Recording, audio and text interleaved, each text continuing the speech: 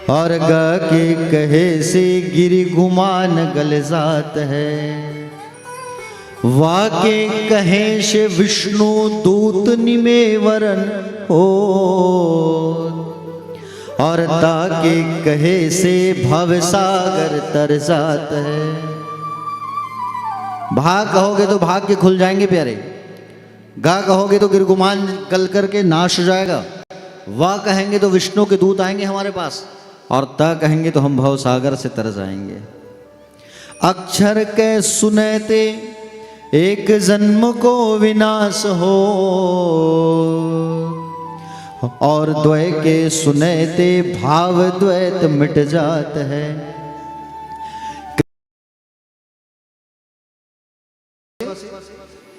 कृष्ण के कृपा से सप्ताह मिल जाए।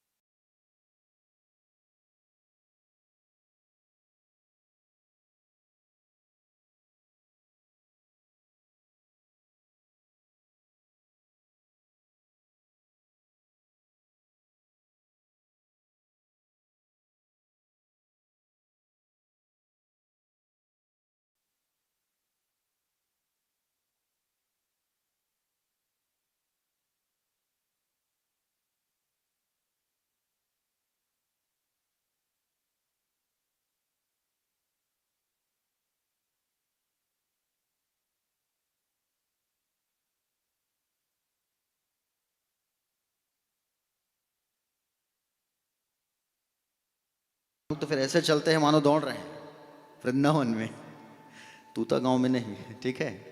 तो बिहारी जी के दर्शन करना है। तो प्यारे भक्तजन आइए कथा में चलते हैं।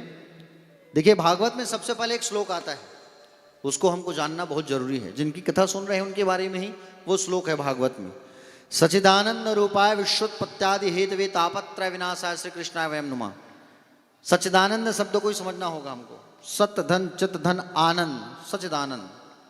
सत का अर्थ क्या है प्यारे? सत कहा जाता है अविनाशी को, चित्त का अर्थ होता है प्रकाश, और आनंद का अर्थ होता है उत्साह। जो अविनाशी है और जो स्वप्रकाश है, जिसको लाइट की आवश्यकता नहीं है, वो जहां जाए वहां प्रकाश फैल जाए। जो अविनाशी है, जो प्रथम में है, जो मध्य में है और जो अंत में रहेगा। सृष्टि जब बिगड़ जाएगी फिर भी केवल वही बचेंगे, सृष्टि के प्रथम में, सृष्टि के अंत में। तापत्रय विनाशाय, जो तीन तापों का नाश करने वाले हैं, दैहिक, दैविक और भौतिक, ठीक है। तापत्रय विनाशाय श्री कृष्णाय वयम नुमा। तो अविनाशी भगवान श्री कृष्ण हैं, जो सत्य में ही पहले में भी है, मध्य में और अंत में भी। उस श्री कृष्ण को हमारा प्रणाम है, नमस्कार है। प्यारे भक्तजन, जो तीन तापों का नाश करने वाले हैं, दैहिक, दैविक और भौतिक। दैह मतलब क्या होता है? तन। दैविक मतलब मन, और भौतिक मतलब सांसारिक वस्तु। आज संसार में सब व्यक्ति दुखी हैं। कोई तन को लेकर के दुखी है, कोई मन को लेकर के दुखी है, कोई पैसे को लेकर के दुखी है, कोई परिवार को लेकर के दुखी है, ठीक है। तो सुखी कौन है यहाँ? कोई धन दुखी, कोई तन दुखी, कोई मन दुखी, कोई धन बिन रहत उदास, और थोड़े थोड़े सब दुखी। सुखी राम के दास। जिसने भगवान का नाम लिया, जो ठाकुर जी का नाम लिया दिन रात, जो राधे राधे जपा, वही सच्चा सुखी है। समझ रहे हो ना? आप लोग देखना, जब परिक्रमा करोगे तो, परिक्रमा तो सबको कराएंगे इस बार। उस बार क्या हुआ था वृंदावन में, जब कथा हुई थी तो खूब कोहरा था। शीतकालीन में आए थे हम लोग, बहुत ज्यादा कोहरा। 7 दिन तक सूर्य नारायण को देखे नहीं थे। तो बस में ऑटो में सबको परिक्रमा करवाए थे वृंदावन का, गिरिराज का। इस बार तो पैदल परिक्रमा करना है और मैं खुद करूँगा, रहूँगा साथ में। तो इस बार जो है आप जब परिक्रमा करोगे तो देखना संतों को, ब्रज के संतों को देखना, और जो संत मिले उनसे आशीर्वाद जरूर लेना। ब्रज में जो छोटा मंदिर मिले उसका दर्शन अवश्य करना। आप जहाँ हैं वहाँ शिव जी का बड़ा प्यारा मंदिर है, बिहारी जी का सुंदर मंदिर है, आप लोगों ने दर्शन किया? यहाँ ब्रज में, यहाँ हमारे विरागी आश्रम में सुंदर मंदिर है बिहारी जी का। वहाँ कॉर्नर में कोने में जहाँ भी झूला है देखना, अंदर कांच का दरवाज़ा लगा है, खोल के जाके दर्शन करना आप, कितना सुंदर मंदिर है। और प्यारे भक्तजन, इस आश्रम में जो मेरी कथा है वो दूसरी बार की कथा है। एक बार वृंदावन में पिछली बार जब कथा हुई थी तो अवधूत आश्रम में कथा हुई थी, ठीक है। और यहाँ के जो संत थे, संत श्री हरिबोल दास जी महाराज, जिनका स्वर्गवास हो गया, फोटो यहाँ लगा होगा, हरिबोल महाराज जी बड़े अच्छे संत थे, उनका स्वर्गवास हो गया। उनके भी चरणों में दंडवत प्रणाम है, खूब आशीर्वाद दिए थे। प्यारे भक्तजन, तो भगवान के जो दास होते हैं ना वो सबसे सुखी रहते हैं, जो सबको छोड़ दिए रहते हैं। देखना आप जब परिक्रमा करेंगे तो यहाँ ऐसे ऐसे संत मिलेंगे जो कंबल उड़ के रात में बाहर सोए हैं, कोई लेट लेट के परिक्रमा कर रहा है, कोई सो के परिक्रमा कर रहा है, उसको कोई बात की टेंशन नहीं है, सुखी व्यक्ति है वो, किसी बात की चिंता नहीं। तो भगवान के जो दास होते हैं ना वो सबसे सुखी होते हैं। भगवान के दास बन जाओ, भगवान के नौकर बन जाओ, संसार के व्यक्तियों का दास मत बनो। ये संसार के व्यक्ति ऐसे हैं, आप कितना भी संसार के व्यक्तियों के लिए आप कर दो वो कम ही रहेगा, और भगवान के लिए जितना करोगे ना वो बहुत ज़्यादा ही रहेगा, चाहे कुछ भी करो आप, समझ रहे हो ना। तो प्यारे भक्तजन, नैमिषारण्य का पावन तीर्थ है। नैमिषारण्य का नाम सुने हो आप लोग? उत्तर प्रदेश में है नैमिषारण्य, और ये भी उत्तर प्रदेश ही है, ठीक है। 3 अरण्य हुए हैं, नैमिषारण्य, दंडकारण्य और वृंदारण्य। 2 तो उत्तर प्रदेश में और एक हमारे छत्तीसगढ़ में है, दंडकारण्य, जहाँ पर राम जी जो है पग पग माँ सीता की खोज में भ्रमण किए हैं, वो दंडकारण्य वन है, ठीक है। प्यारे भक्तजन, नैमिषारण्य के उस स्थान पर 88,000 ऋषि बैठे हुए हैं, और 88,000 ऋषि उस स्थान पर बैठे हैं। 88,000 ऋषियों के जो मुखिया हैं उनका नाम है सौनक जी महाराज। आज कथा में सार ही बताऊंगा, उसको समझना आप, और सार में ही पूरी बात ही आपको समझाने की कोशिश करूंगा। सौनक जी महाराज जो है 88,000 ऋषियों के कौन है? मुखिया हैं। उनसे सारे लोगों ने प्रश्न किया, बोले महाराज ऐसी कथा सुनाइए जिसको सुनने से हमको साक्षात भगवान श्री कृष्ण का दर्शन हो जाए, हमारे शरीर से अज्ञानता जो है दूर हो जाए, ऐसी कथा सुनाइए। तो सौनक जी महाराज ने कहा कि बोले ये सब बातें जब कोई इंटेलिजेंट व्यक्ति बताता है, ये ज्ञानी व्यक्ति बताता है ना, तो शोभा देता है, और अधूरा ज्ञान लेकर के जो बताता है ना, तो अधूरा ज्ञान खतरनाक होता है। तो उन्होंने कहा कि बोले यहाँ पर सुत जी महाराज का आगमन होने वाला है। सुत जी महाराज कौन है? व्यास नारायण भगवान के परम प्रिय लाडले शिष्य थे, उनका आगमन हो रहा है महाराज, और वो जब आएंगे तो वो फिर आपको जरूर आपके प्रश्नों का उत्तर देंगे। सुत जी महाराज वहां जैसे ही पहुंचे, सारे लोग खड़े हो गए, सारे लोग उठ करके प्रणाम कर रहे हैं, अभिवादन कर रहे हैं, सम्मान कर रहे हैं। क्यों?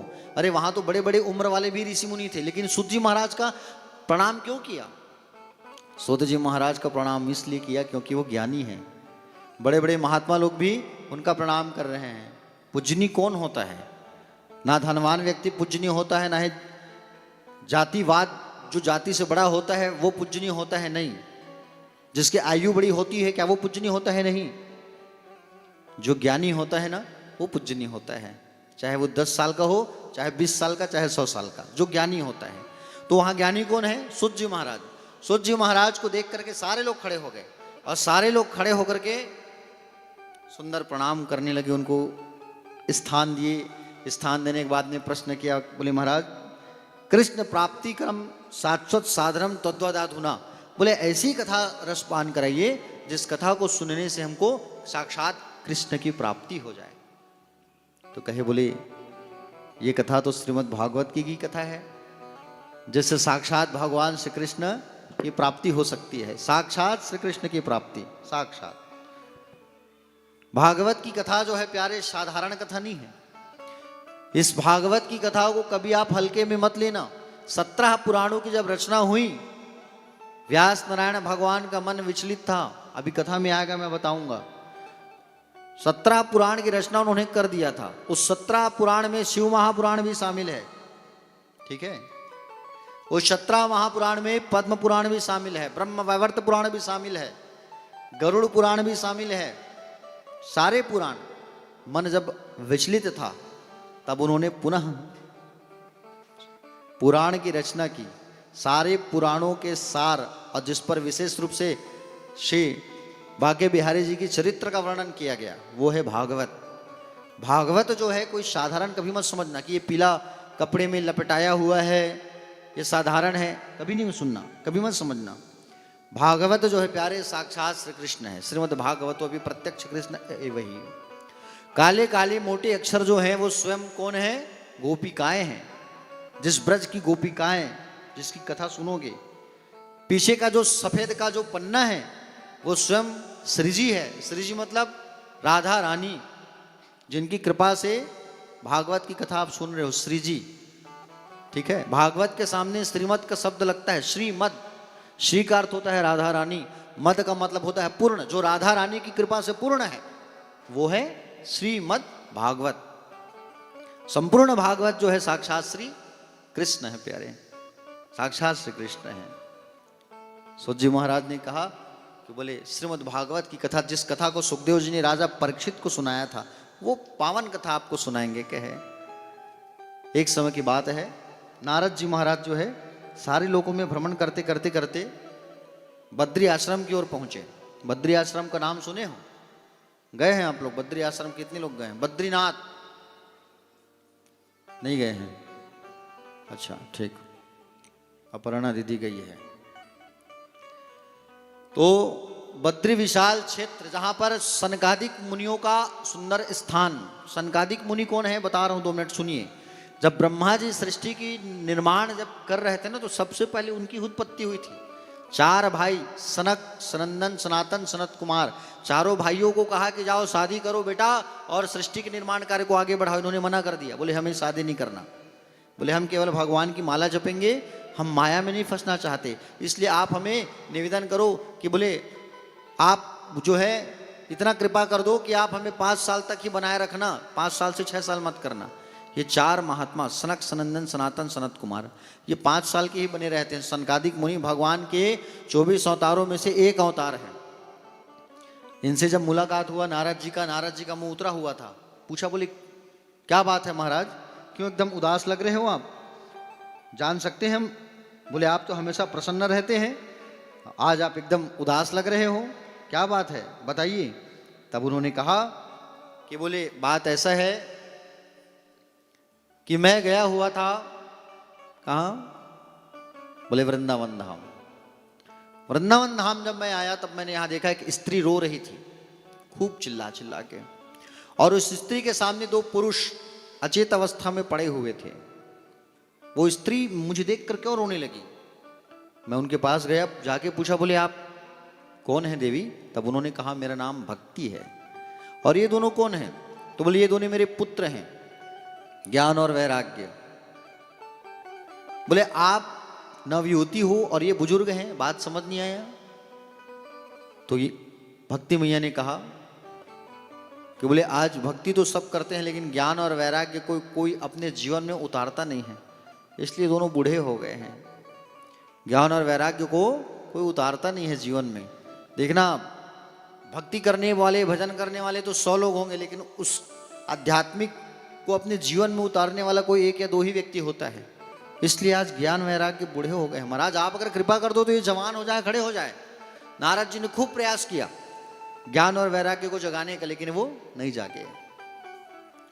नारद जी का मन उदास हो गया, वो बद्री आश्रम चले आए। बद्री आश्रम में जब आए तब सनकादिक मुनियों को सारा हल बताया। सनकादिक मुनियों ने कहा कि इनके उद्धार के लिए केवल एक ही उपाय है, ज्ञान वैराग्य के उद्धार के लिए। बोले क्या? श्रीमद् भागवत की कथा। और श्रीमद् भागवत की कथा जो है, अगर आप श्रीमद् भागवत की कथा अगर आप इन्हें सुना देंगे तो जरूर जो है वो जाग जाएंगे, खड़े हो जाएंगे और नाचने लगेंगे। तो प्यारे भक्तजन, श्रीमद् भागवत की कथा सनकादिक मुनियों ने कहा कि बोले आप ही हमें रसपान कराइए। तो सनकादिक मुनियों को निवेदन किया गया, तो हरिद्वार में कथा का आयोजन हुआ। सनकादिक मुनियों ने सिर्फ नारद जी ने पूछा, भागवत का कोई ऐसा एक उदाहरण बता दो महाराज जिसे सुन करके कोई व्यक्ति तर गया हो, ये मुझे जानना है। तब सनकादिक मुनियों ने कहा कि बोले एक ब्राह्मण देवता थे, तुंगभद्रा नदी के किनारे एक गांव था, उत्तम नगर। माता जी मोबाइल थोड़ा सा बंद कर दीजिए। आत्मदेव नाम के ब्राह्मण देवता, और आत्मदेव नाम के ब्राह्मण देवता थे। वो आत्मदेव नाम के ब्राह्मण देवता की पत्नी का नाम था धुंधली। कोई संतान नहीं हुआ, बहुत प्रयास किया, कोई संतान नहीं हुआ। एक दिन थक हार करके नदी किनारे जा करके बैठ गए आत्मदेव महाराज। उसी समय एक बड़े से कुछ संत वहां से गुजर रहे थे। महाराज आत्मदेव महाराज देखे तो उनके चरणों में जा करके गिर गए, आप कोई ज्ञानी संत लग रहे हो महाराज, कृपा दृष्टि मुझ पे भी बरसाओ, मुझे भी आशीर्वाद दो। बोले क्या आशीर्वाद चाहिए? बोलिए एक संतान हो जाए, एक बेटा हो जाए मेरा बस। तो कहे महाराज आपके भाग्य में तो संतान का सुख ही नहीं है, मस्तिष्क की लकीरें बता रही हैं आपकी, आप केवल भगवान का भजन करो, उसी में आपका कल्याण है।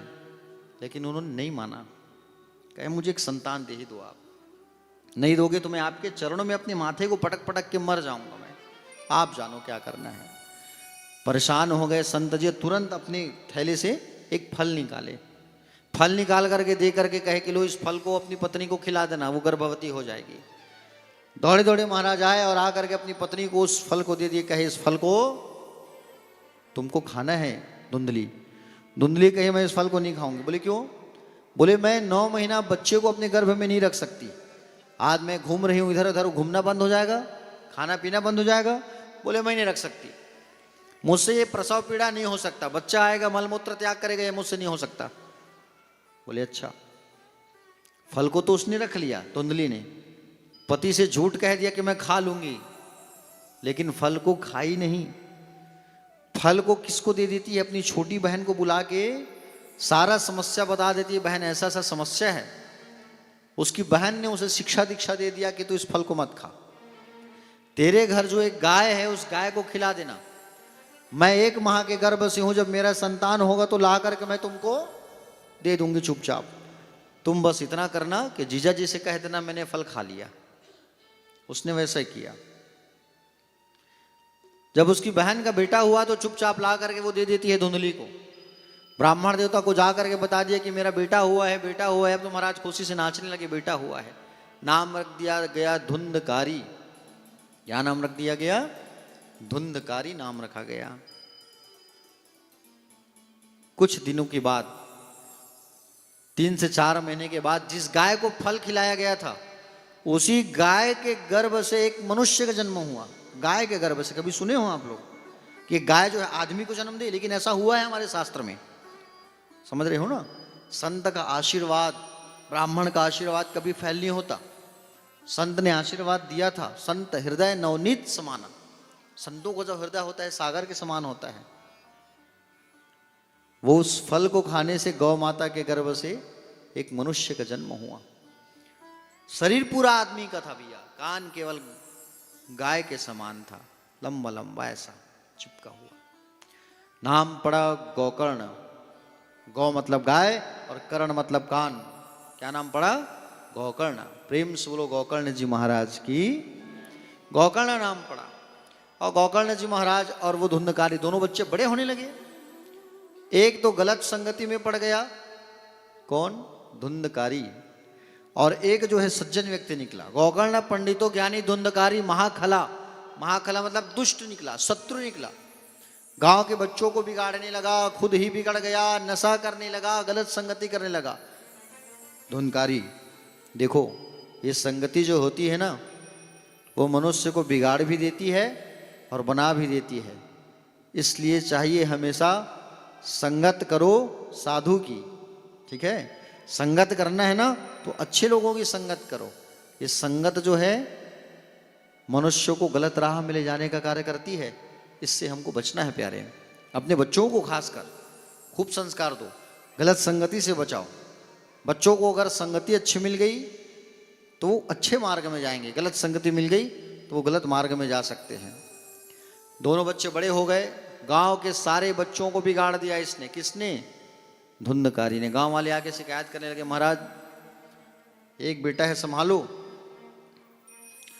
थक गए, हार गए, समझा समझा के धुंधकारी नहीं माना। गोकर्ण जी महाराज के पास एक बार आकर के कहने लगे कि बोले पुत्र मैं क्या करूं, कुछ ऐसा उपाय बताओ।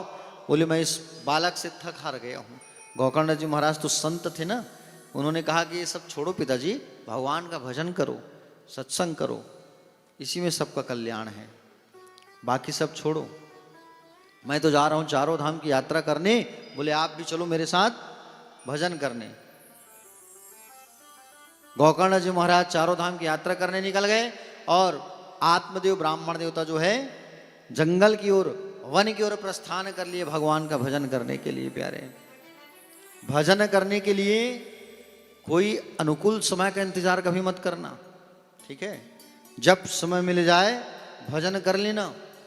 भजन के लिए कहीं समय का इंतजार करोगे ना तो फिर उम्र जो है बीत जाएगी, समझ रहे हो ना? और भजन जितना करोगे कलयुग में, सत्संग जितना करोगे उतने में तुम्हारा कल्याण है, क्योंकि कलयुग केवल नाम आधार, सुमिर सुमिर नर उतर ही पारा। जो इस कलिकाल में भगवान का नाम लेता है, जो इस कलिकाल में भगवान का भजन करता है, उसका ही कल्याण होता है। ये मत देखना कि बोले 60 पार हो जाएंगे तब भगवान का भजन करेंगे, आप ताली ही नहीं बजा पाओगे। अगर आप कहोगे अभी अभी हमारी उम्र नहीं है, हाँ, जब बुढ़ापा आएगा तब भजन करेंगे, नहीं हो पाएगा। आप 5 घंटा एक जगह में बैठ के भजन कर ही नहीं पाओगे। आपको कहा जाए कि बोले दिन रात माला जपो, आप जप ही नहीं पाओगे। जब अच्छे हो, जब स्वस्थ हो, तब भगवान का भजन कर लो, क्योंकि 40 साल ही मनुष्य की आयु है। 40 जैसे पार होंगे ना तो फिर आयु हमारी बदलती जाती है। 40 साल तक ही मनुष्य की आयु सॉलिड रहती है, शरीर उसकी, याद रखना, क्योंकि 40 साल तक का ही आयु ब्रह्मा जी ने मनुष्य को दिया है। 40 साल के बाद आयु जो है गधा का लग जाता है हमारे ऊपर, गधा के बाद कुत्ते का, कुत्ते के बाद उल्लू का, और उस हमारी गति वैसी हो जाती है। 40 साल तक कुछ नहीं होगा। 40 पार करेंगे, टेंशन परिवार का, बच्चों को पढ़ाना है, लिखाना है, शादी करना है, नौकरी लग जाए, बोझ रहता है सिर में। गधे का काम क्या होता है? बोझ लेके चलना। और 60 पार हुए तो फिर केवल मुंह से चिल्लाने का ही काम रहता है। 80 पार के तो केवल रात भर जागने का काम रहता है। तो जब अच्छे हो, चंगे हो, तभी जो है भजन कर लो। हाँ, इसलिए कहा गया है, क्या कहा गया है? भजन करो मस्त जवानी में, बुढ़ापा किसने देखा है।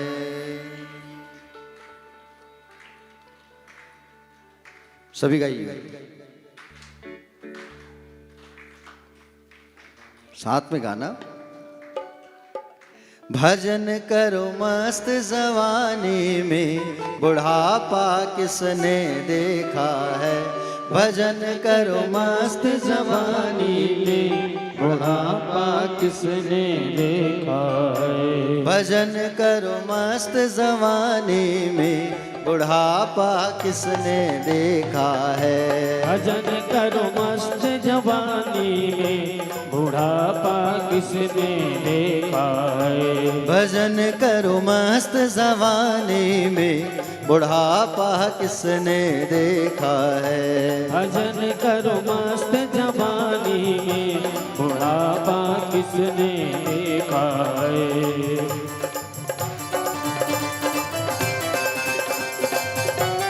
जय हो।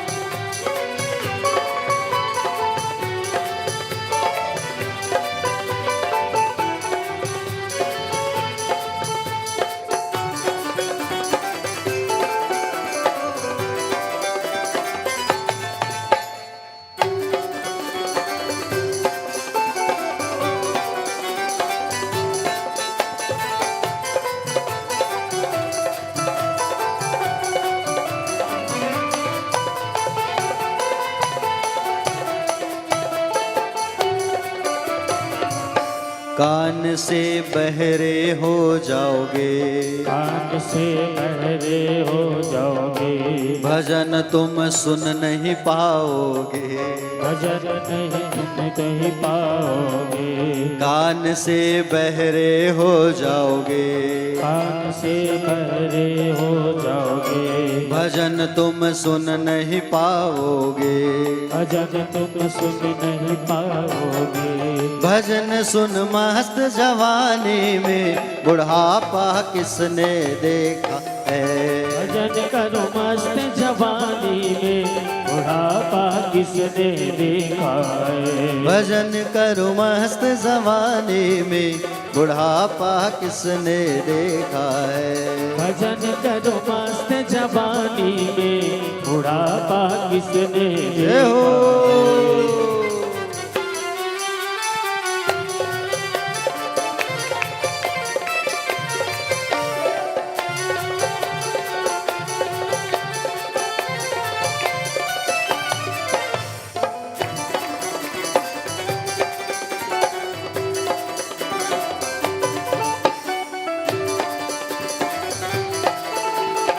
जय हो।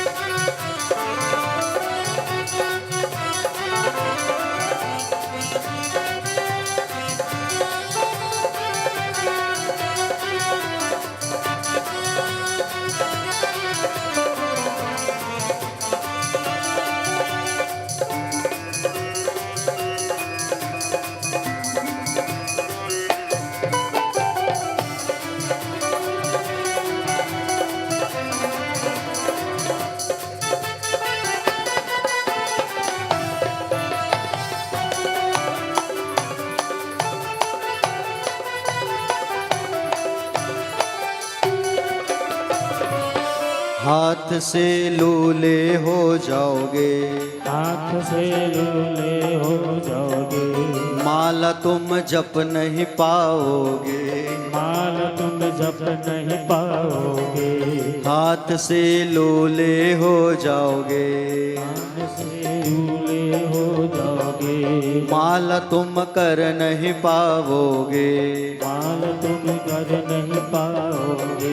दान कर मस्त जवानी में बुढ़ापा किसने देखा है, दान कर मस्त जवानी में बुढ़ापा किसने देखा है। भजन करो मस्त जवानी में बुढ़ापा किसने देखा है, भजन कर मस्त जवानी में बुढ़ापा किसने देखा है। आँख से अंधे हो जाओगे, आँख से अंधे हो जाओगे, आँख से अंधे हो जाओगे मतलब चश्मा लग जाएगा 40 के बाद, है ना, तो बिना चश्मा के आप देख नहीं पाओगे, तो अंधे ही हो, है कि नहीं। आँख से अंधे हो जाओगे, आँख से अंधे हो जाओगे, दर्श तुम कर नहीं पाओगे, दर्श तुम कर नहीं पाओगे। आँख से अंधे हो जाओगे, आँख से अंधे हो जाओगे, दर्श तुम कर नहीं पाओगे, दर्श तुम कर नहीं पाओगे। दर्श कर मस्त जवानी में बुढ़ापा किसने देखा है, दर्श कर मस्त जवानी में बुढ़ापा किसने देखा है। भजन करो मस्त जवानी में बुढ़ापा किसने देखा है, भजन कर मस्त जवानी में बुढ़ापा किसने देखा है। भजन करो मस्त जवानी में बुढ़ापा किसने देखा है, भजन कर मस्त जवानी में बुढ़ापा किसने देखा है। भजन करो मस्त मस्त जमाने में बुढ़ापा किसने देखा है। भजन कर मस्त जवानी में बुढ़ापा किसने देखा है। बुढ़ापा किसने देखा है। बुढ़ापा किसने देखा है। बुढ़ापा किसने देखा है। बुढ़ापा किसने देखा है। भजन करो मस्त जवानी में बुढ़ापा किसने देखा है। बोले वाक्य बिहारी लाल की राधे राधे। प्यारे भक्तजन, तो आत्मदेव महाराज जो है भजन करने निकल गए। पुत्र गोकर्ण जी महाराज भी निकल गए भजन करने के लिए। धुंधली और धुंधकारी दोनों रहने लगे घर पर। अब धुंधकारी का पाप तो और बढ़ गया। एक दिन की बात है, उसकी माँ ने उसको समझाया, देख बेटा चोरी वोरी मत किया कर, फंस जाएंगे तो गड़बड़ हो जाएगा, तो पकड़ के ले जाएंगे तो दिक्कत हो जाएगा। ये नहीं माना। जब इसकी माँ रोका टोका करने लगी तो इसकी माँ के बाल को इन्होंने खींचा, पकड़ा और खींच करके ढकेल दिया। तो कुआं में गिरने से उसकी माँ की मौत हो गई, धुंधली की। और धुंधकारी अकेला हो गया। धुंधकारी जो है गलत स्त्रियों को 5 वैश्याओं को अपने घर ले आया। काम, क्रोध, मद, लोभ और मोह के प्रतीक हैं ये। अब ला करके पैसा इनको देने लगा, लुटाने लगा ये। उन्होंने कहा बोले थोड़े पैसों से काम ना चले, बोले और पैसे लेके आओ। तो बड़े बड़े घर जा करके चोरी डकैती करने लगा। और बड़े बड़े घर जा करके चोरी करने लगा, डकैती करने लगा ये। प्यारे भक्तजन, एक दिन ये पांचों ने सोचा, पैसा तो हम खूब इकट्ठा कर लिए हैं, बोले 4 पीढ़ी बैठ करके खा लेगी, अब इसको मार देते हैं। क्योंकि ये जिंदा रहेगा, इसकी खोज करते राजा अपने सिपाही को भेजेंगे, कहीं पकड़े गए तो ये तो जाएगा, साथ में हम भी निपट जाएंगे। इससे अच्छा इसको मार डालते हैं। तो 5 स्त्रियों ने मिलकर के उनको खूब मदिरा पिलाया, शराब, खूब मारा, नहीं मरे। गरम गरम कोयले को मुंह में ठूस दिया और मुंह में ठूस करके गले में रस्सी का फंदा लगा करके खींचा। और जैसे खींचा तो वो मर गया। और जैसे ही मरा तो उसी घर में गड्ढा खोद करके उसको गाड़ दिए। किसको? धुंधकारी को। और जैसे गड्ढा खोद करके गाड़ा गया, वो प्रेत की योनि में पड़ गया, भूत बन गया वो। अब सदगति कैसे हो? भूत तो बन गया, वो प्रेतात्मा बन गया, प्रेत बन गया। इधर उधर भटकने लगा प्यारे, आत्मा उसकी भटकने लगी। क्या किया जाए, कैसे किया जाए, बहुत तकलीफ। सबसे अच्छी योनि जो होती है वो मनुष्य की योनि होती है। बाकी योनियों में बहुत तकलीफ होता है, समझ रहे हो ना। कई कल्पों को पार करने के बाद ये मनुष्य का शरीर प्राप्त होता है। यूं ही मनुष्य का शरीर प्राप्त हो जाए ऐसा नहीं होता। वो हम कहते हैं ना, बोले हमारे कोई अपने चले गए तो हमारे वापस आ गए नाती बन करके, बेटा बन करके, ऐसा नहीं है। उनका लक्षण होता है, वो नहीं आते, समझ रहे हो ना। उनका कोई गुण होता है उनके अंदर, उनकी वापसी इतनी जल्दी कैसे होगी। 4,84,000 योनियों को पार करना होता है। कभी कीड़ा बनना पड़ता है, कभी वृक्ष बनना पड़ता है, कभी जानवर बनना पड़ता है, समझ रहे हो ना।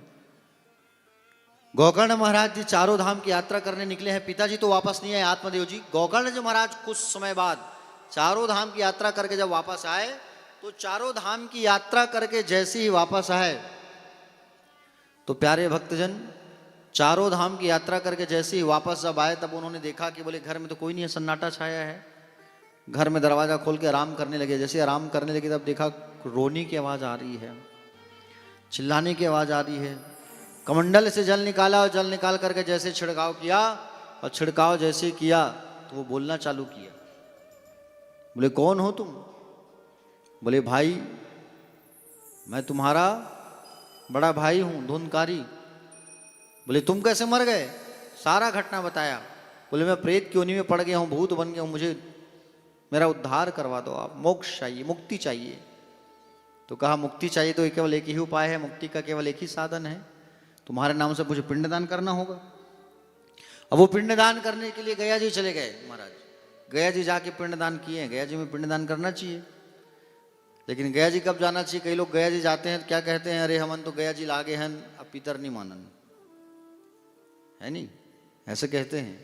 ऐसा नहीं है, गया जी में एक बार श्राद्ध करना जरूरी है, लेकिन उसके बाद भी पितृपक्ष में पितरों को जलांजलि और तर्पण करना चाहिए। हम वहां आके आ गए, चढ़ा के आ गए, टांग के आ गए, ऐसा नहीं, ठीक है। पितृ भी हमारे देव बन जाते हैं, और पितरों के लिए विशेष 15 दिन का जो दिन होता है उस पर हमको पूजा करना चाहिए, पितरों की दान करना चाहिए, ब्राह्मणों को भोजन कराना चाहिए। घर में जिस तिथि में तुम्हारे पूर्वजों की मृत्यु हुई उस तिथि में मानो, पितृ जो मानते हो, पितर मानते हो, उसको मानो। गया जी से हम आ गए हैं ऐसा कह करके उसको मानना छोड़ो मत, उल्टा पितृ दोष लग जाएगा, समझ रहे हो ना। हाँ, गया जी कब जाना चाहिए? जब माता और पिता की मृत्यु हो जाए तब जाना चाहिए।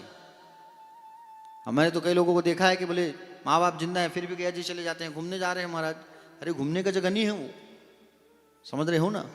हाँ, प्यारे भक्तजन 1000 बार पिंडदान करके आ गए फिर भी, गोकर्ण जी महाराज करके आ गए फिर भी धुंधकारी की मुक्ति ही नहीं हुई। सोचो आप, गया जी में जा पिंडदान करने के बाद सूर्य नारायण भगवान का ध्यान लगाया, सूर्य नारायण भगवान का जैसे ध्यान लगाया तो सूर्य नारायण भगवान ने कहा कि बोले तुम्हारे भाई की मुक्ति के लिए केवल एक ही उपाय है, तुम बोले श्रीमद् भागवत का आयोजन करो, और श्रीमद् भागवत का जब आयोजन करोगे तो तुम्हारे भाई की जरूर मुक्ति हो जाएगी। तो बोले कौन करे? तुम करो। अपने घर पर, अपने घर में भागवत का आयोजन किया, पोथी बैठाया, ठाकुर जी की पूजन किया, वेदी विधि बनाए, सुंदर पूजन करके कथा चालू किया। गांव वाले कथा सुनने आए, भागवत की कथा हो रही, जब सुने तो कथा सुनने जब आए तो उसका जो भाई है प्रेत आत्मा, वो 7 गांठ की ग्रंथि की बांस थी, उस बांस पे आकर के वो बैठ गया। 7 ग्रंथि का जो बांस था गांठ का, उस पे आके बैठा और कथा सुनने लगा। एक दिन की कथा होती थी तो एक गांठ ऑटोमेटिक फट जाती थी, दूसरे दिन की कथा होती थी तो दूसरा गांठ फट जाता था, तीसरे दिन की कथा होती थी तो तीसरा गांठ फट जाता था। ऐसे ऐसे 7वां दिन जब हुआ पूरा तो 7वां गांठ जो है पूरा फट गया। अब 7 गांठ जब फटा तो वहां से दिव्य आत्मा बन करके वो निकला, और दिव्य आत्मा बन करके निकला, और प्यारे भक्तजन दिव्यात्मा बन करके जैसे निकला तो उसने भागवत जी को प्रणाम किया, भैया का प्रणाम किया, रथ आ गया, उस पर बैठ करके वो चला गया, मुक्ति हो गई उसकी। गांव वालों ने कहा बोले महाराज हम मन तो कथा सुने रहे, हमारे मन की मुक्ति काबर नहीं हुई, हमारी मुक्ति क्यों नहीं हुई? आज तुम्हारा ध्यान कथा में नहीं था, मेरा जो भाई था उसका ध्यान कथा में था, एक जगह बैठ करके कथा सुना है 7 दिन तक, इसलिए उसकी मुक्ति हुई। तुम्हारा ध्यान कथा में नहीं था, तुम्हारा ध्यान तो घर में था। शाम हो रहा है, दिया बत्ती करना है, घर जाना है। हाँ, बोले घर में दरवाज़ा लगा के आए हैं कि नहीं आए हैं, ताला लगा के, उधर तुम्हारा ध्यान था। गांव वालों ने फिर से आग्रह किया तो गांव वालों के लिए फिर से गोकर्ण जी महाराज ने कथा का आयोजन किया, और जैसी कथा का आयोजन किया तो गांव वाले फिर से कथा सुने, और ध्यान से जब कथा सुने तो गांव वालों के लिए भी रथ आया। उस रथ में बैठ बैठ करके सब लोग परम पद धाम को, मोक्ष को प्राप्त किए।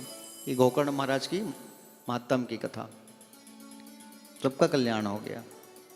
तो नारद जी जो है चारों भैया से सुंदर बैठ करके हरिद्वार में श्रीमद् भागवत की कथा को सुना है, सप्ताह विधि को। और सप्ताह विधि की जब कथा चल रही थी हरिद्वार में, हर की पौड़ी, हरि का द्वार, तो सारे संत महात्मा वहां बैठे कथा सुने। सुखदेव भगवान भी आए वहां, प्रहलाद जी आए, उद्धव जी आए, इंद्र जी आए, सब नाचने लगे, गाने लगे।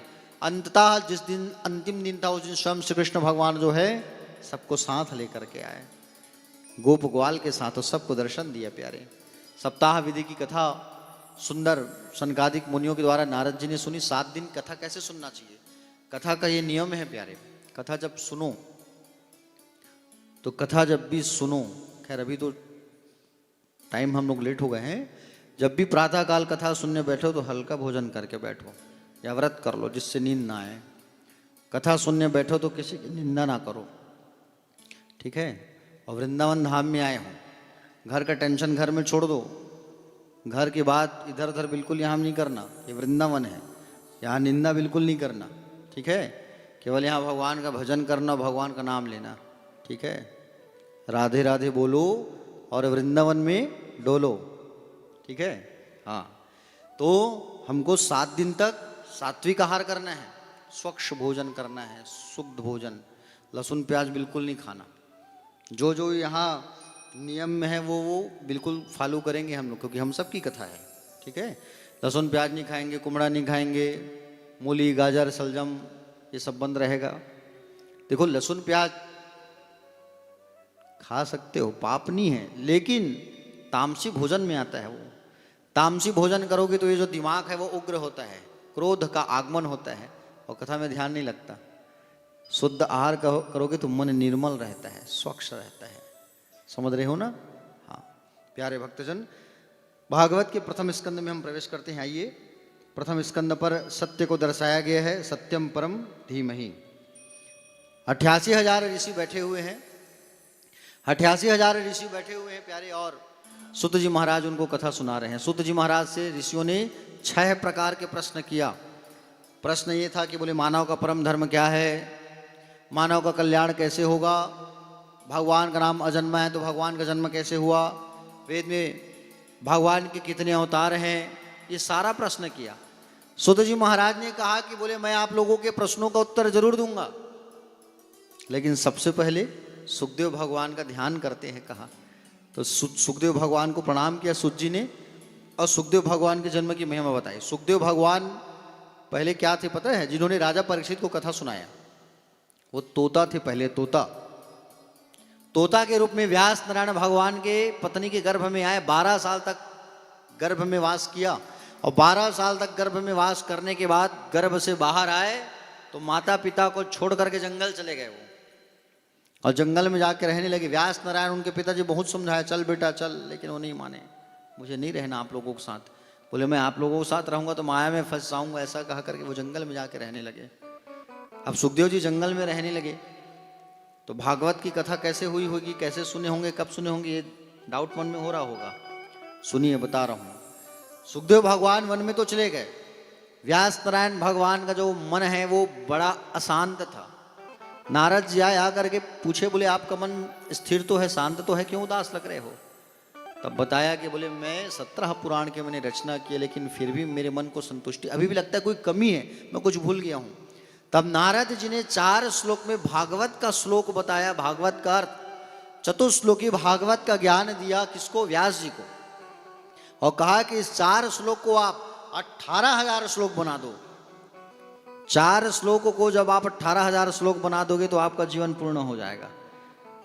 18वां पुराण का रचना करो, श्रीमद् भागवत। सरस्वती नदी के तट पर भागवत की रचना का कार्य प्रारंभ किया गया। अब भागवत बोल सकते हैं, लिख तो सकते नहीं, लिखने के लिए किसको बुलाया जाए? तो भगवान गणेश का आह्वान किया गया, गणेश जी आप आओ। गणेश जी को सुंदर बुलाया गया, और गणेश जी भगवान जैसे ही आए तो उन्होंने शर्त रख दिया, बोले एक शर्त में लिखूंगा भागवत को। किसको? भागवत को। एक शर्त में महाराज। बोले क्या? लगातार बोलना पड़ेगा, रुकना मत, दिन हो चाहे रात, बोलते रहना, मैं लिखते जाऊंगा। बोले ठीक है। अब व्यास नारायण भगवान जो है बोलते गए और गणेश जी लिखते गए। गणेश जी महाराज अपने टूटे हुए दांत से लिखे हैं भागवत को। परशुराम जी के साथ इनका युद्ध हुआ था तो एक दांत टूट गया था, उसी दांत से भागवत को लिखे हैं गणेश जी भगवान।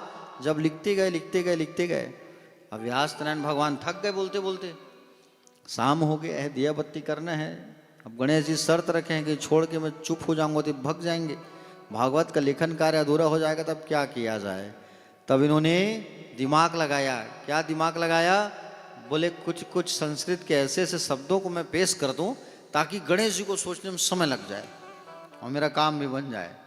तो व्यास नारायण भगवान संस्कृत के बड़े बड़े जटिल जटिल शब्द को बोल देते थे।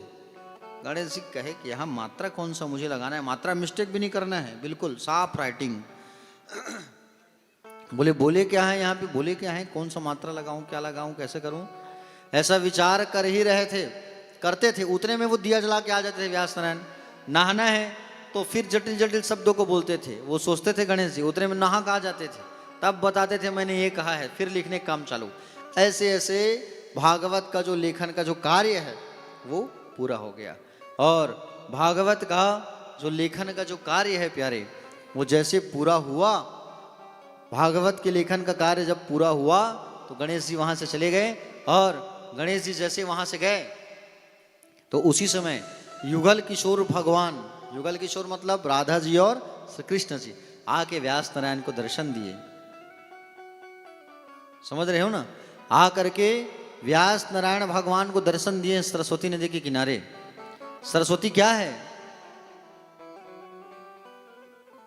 सरस्वती जो है क्या है? सरस्वती जो है सत्संग है। गंगा क्या है? गंगा जो है ज्ञान है प्यारे, समझ रहे हो ना? गंगा ज्ञान है, सरस्वती जो है सत्संग है, और यमुना जो है भक्ति है। और ये तीनों के संगम में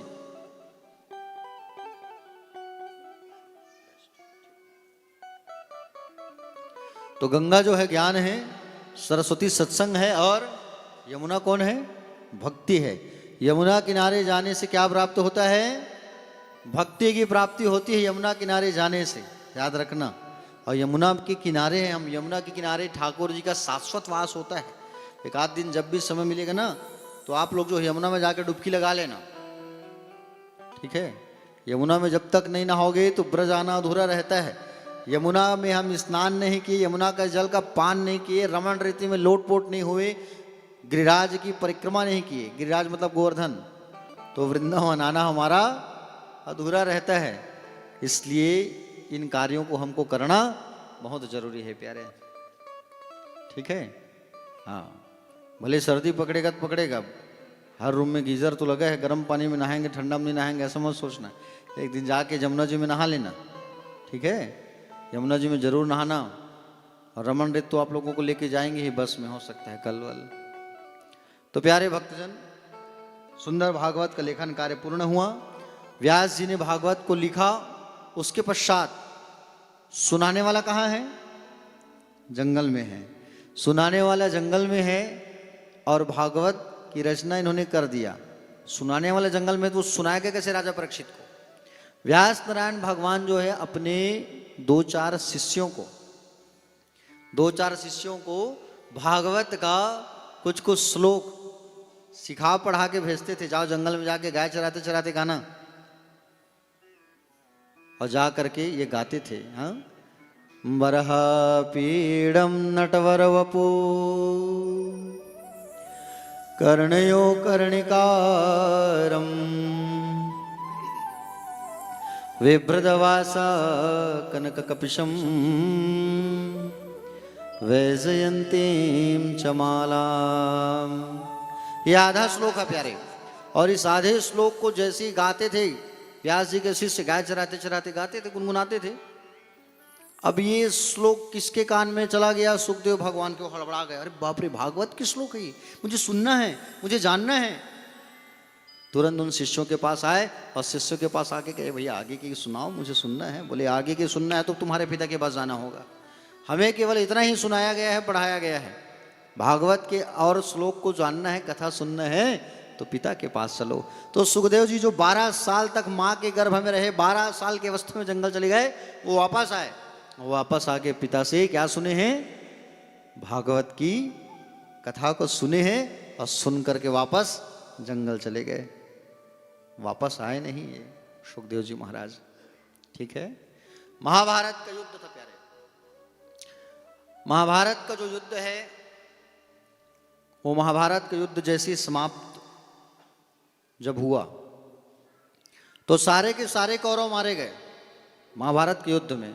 और महाभारत के युद्ध में जब सारे के सारे कौरव मारे गए, केवल एक ही जिंदा बचा था धृतराष्ट्र के पुत्रों में। कौन? दुर्योधन।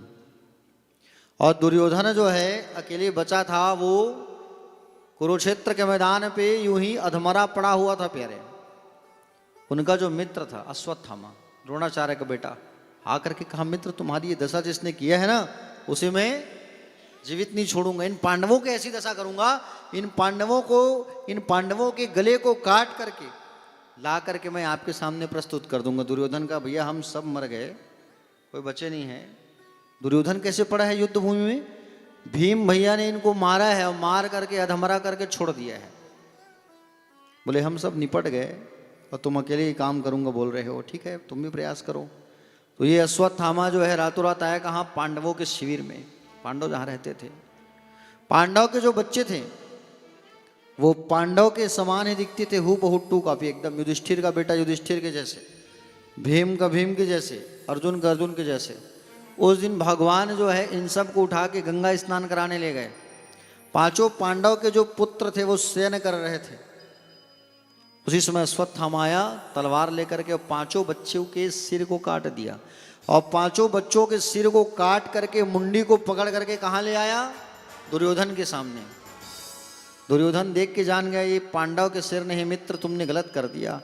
ये तो पांडव के बच्चों का सिर है जिसको तुम मुझे ला करके दिखा रहे हो। अरे ये हमारे नाम से पिंडदान करते और हमारे नाम से पिंडदान करते, आपने इसे भी मार दिया। उसी समय दुर्योधन मर गया। पांडव जब स्नान करके वापस आए, देखा कि पांचों बच्चों की लाश पड़ी है यहाँ पर, और पांचों बच्चों की यहाँ पर लाश पड़ी है।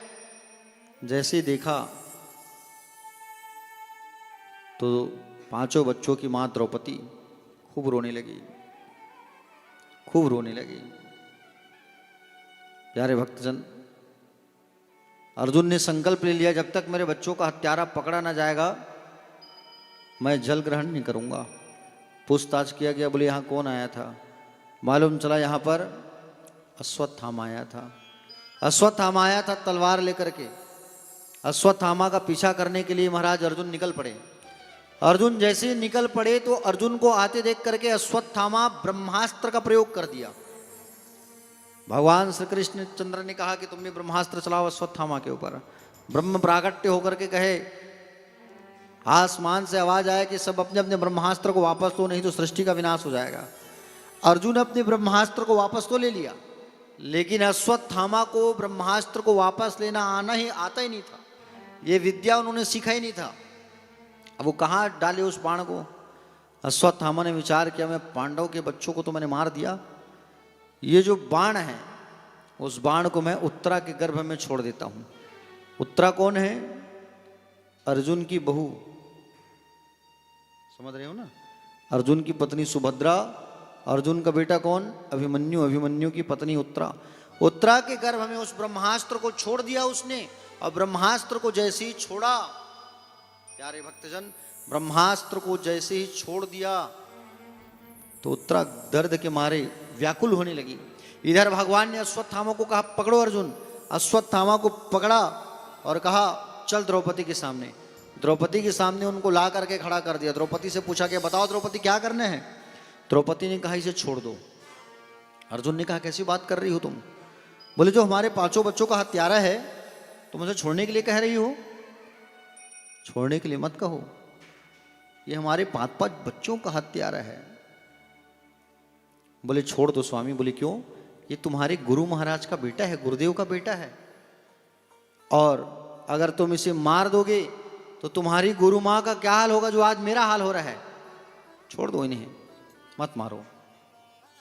भगवान श्री कृष्ण के पास आकर के अर्जुन ने कहा, बोले, प्रभु द्रौपदी तो कह रहे कि हमारे बच्चों के हत्यारा को छोड़ दो, क्या करें?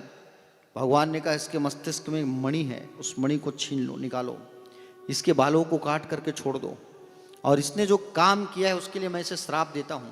तो उन्होंने श्राप दे दिया। कौन सा श्राप दे दिया? कलयुग के अंत तक तुम मृत्यु के लिए तड़पोगे, ये मेरा श्राप है। तो आज भी अश्वत्थामा जिंदा है, अश्वत्थामा की मृत्यु नहीं हुई, भगवान ने श्राप दिया उसको। उत्तरा दौड़े दौड़े भगवान के चरणों में आ गई। बोले, प्रभु मुझे बहुत तकलीफ हो रही है। बोले, मुझे बहुत कष्ट हो रहा है, मैं क्या करूं बताइए। मुझे बहुत तकलीफ हो रही है, मेरी पीड़ा सही नहीं जा रही है। मेरे गर्भ में बोले ब्रह्मास्त्र का प्रयोग किया गया है, मैं क्या करूं, मेरी रक्षा करिए। भगवान ने देखा कि बोले, इसके गर्भ में तो ब्रह्मास्त्र है, वो अग्नि की तरह जल रहा है, इसके गर्भ में जो बच्चा है वो तो मर जाएगा अगर ऐसा कुछ रहा तो। उसके गर्भ में कौन है? परीक्षित, उत्तरा के गर्भ में। उसे बचाना जरूरी है, क्योंकि परीक्षित ही भारत का राज्य निर्माता बनेगा, भविष्य है भारत का। भगवान तत्काल गर्भ में प्रवेश कर गए, और गर्भ में प्रवेश करके भगवान उस अधमरे बालक को पुनर्जीवित किया। मरने की स्थिति में पहुंच चुका था परीक्षित। अग्नि को शांत किया, भगवान गर्भ से बाहर वापस आए। इस स्थिति को देख रही थी कुंती बुआ, भगवान की बुआ। भगवान की बुआ ने कहा कि आप वाकई में देवता हो, आप कितने उपकार करते हो हमारे ऊपर, आप भगवान हो प्रभु। बुआ तुम कैसे बात कर रही हो, मैं कहाँ भगवान हूँ, मैं तो आपका भतीजा हूँ। बोले नहीं, आप भगवान हो आप। अच्छा बुआ, अगर मैं भगवान हूं ना तो चलो आप मुझसे कुछ मांग लो, मैं आपको कुछ देना चाहता हूं। तो कुंती ने कहा प्रभु देना चाहते हो आप? बोले हाँ। तो आप मुझे विपत्ति दे दो, आप मुझे दुख दे दो। बुआ दुख क्यों मांग रही हो तुम? ये संसार वाले तो कहते हैं कि बोले हमें दुख मिले ही ना, सुख ही सुख की प्राप्ति हो, और आप ऐसे हो कि आप दुख मांग रहे हो। तब कुंती ने कहा प्रभु जब दुख रहता है ना तो हम आपको याद करते हैं, जब हमारे पास दुख रहता है तो हम आपके चरणों का सहारा लेते हैं, आपका नाम जपते हैं, सबको छोड़ के आपके पास आते हैं, इसलिए आप हमें दुख दे दो। मेरे पास जब 24 घंटा दुख ही दुख रहेगा तो कम से कम आप मेरे साथ तो रहोगे, और सुख ही सुख दे दोगे तो मैं तो आपको भूल जाऊंगी, इसलिए मुझे दुख दे दो। इसलिए जीवन में कभी भी टेंशन मिले, दुख मिले, मत घबराना। हमारे जीवन को तो छोड़ो, दूसरों के जीवन को देखो। संसार में ऐसे ऐसे लोग हैं जिनके पास कितने दुख हैं। हम तो जैसे भी हैं अच्छे हैं, उनको देखो जिनके पास रहने के लिए घर ही नहीं है। हमारे पास तो घर है, छत है। ऐसे लोगों को देखो जिनके पास खाने का 2 वक्त का रोटी नहीं है, उनको देखो, उनसे तो तुम ठीक ही हो। तो संसार में तुमसे ज्यादा दुखी व्यक्ति हैं। कभी मत सोचना कि भगवान मुझे बहुत तकलीफ दे रहे हैं, मैं भगवान की इतनी पूजा करता हूं फिर भी मुझे ही तकलीफ मिलती है, मुझे ही दुख मिलता है। प्रश्न रहता है मन में। प्यारे तुम भगवान की पूजा करते हो और तुम्हें दुख मिलता है बात बात में, तो तुम सबसे बड़े सौभाग्यशाली हो कि तुम्हें दुख मिल रहा है। क्यों बताऊं? तुम सबसे बड़े बिरले व्यक्ति कहलाओगे, महान व्यक्ति कहलाओगे कि तुम्हारे पास दुख है। तुम्हारे पास दुख है तो स्वयं दीनदयाल भगवान तुम्हारे साथ हैं, और क्या चाहिए तुमको? हाँ, कुंती ने दुख मांगा इसलिए क्योंकि भगवान मेरे साथ रहे। दुख मिल रहा है तो मत टेंशन लो, मत घबराओ। जब दुनिया साथ छोड़ देती है ना तो ये भगवान साथ देते हैं, ठीक है? हाँ, तो कभी घबराना मत कि हमें दुख मिल रहा है। भगवान ने कुंती बुआ को विपत्ति दिया और उस बालक की रक्षा करके भगवान जा रहे थे द्वारिका। याद आया मेरा भक्त भीष्म पितामह मुझे बोला था कि मृत्यु के समय मुझे दर्शन देना। तो भगवान भीष्म पितामह को दर्शन देने आया जो बाणों की सैया में सोया है, और आकर के उनको सुंदर दर्शन दिए। आकर के सुंदर जो है उनको दर्शन दिया, और दर्शन जब करने आए तो पांडवों को भी साथ में लेके आए, चलो दादा का दर्शन करो।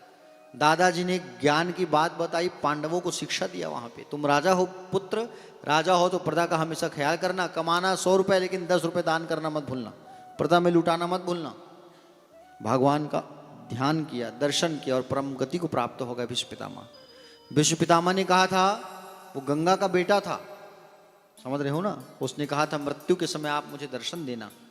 आप लोग भी यही कहना वृंदावन में हो, बिहारी जी को कहना भगवान आप हमें मृत्यु के समय आप हमारे सामने रहना, क्योंकि मृत्यु जब आती है ना तो कुछ कहा नहीं जाता। मृत्यु के समय कब क्या हो जाए, मृत्यु जब आए तो प्यारे भक्तजन, मृत्यु जब भी आए तो घबराना मत, केवल कृष्ण का नाम पुकारना, भगवान से कहना भगवान इतना तो करना स्वामी जब प्राण तन से निकले, गोविंद नाम लेकर फिर प्राण तन से निकले।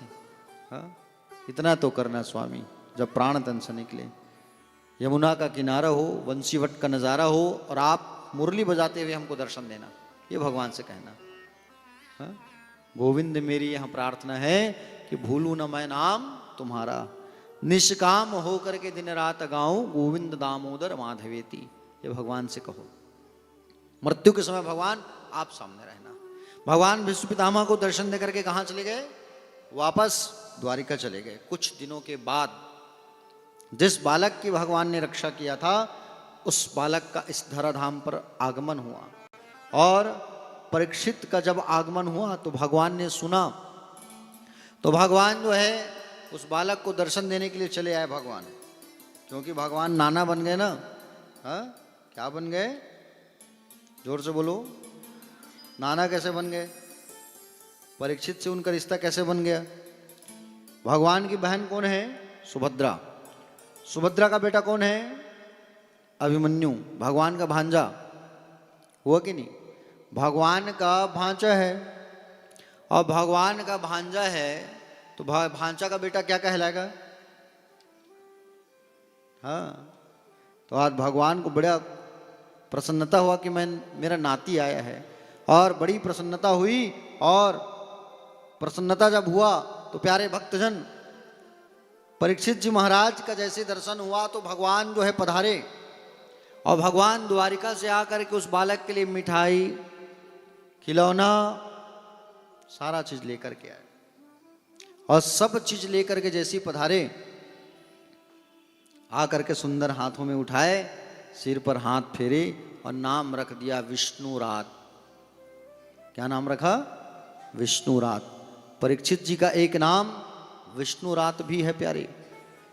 सिर पर हाथ फेर करके कहा कि आज से तुम्हारा एक नाम होगा परीक्षित।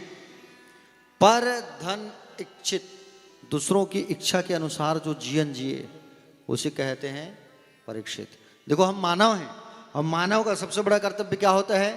दूसरों के दुख में शामिल होना। मानव का सबसे बड़ा कर्तव्य होता है दूसरों के सुख में ही शामिल होना नहीं, दूसरों के दुख में भी शामिल होना।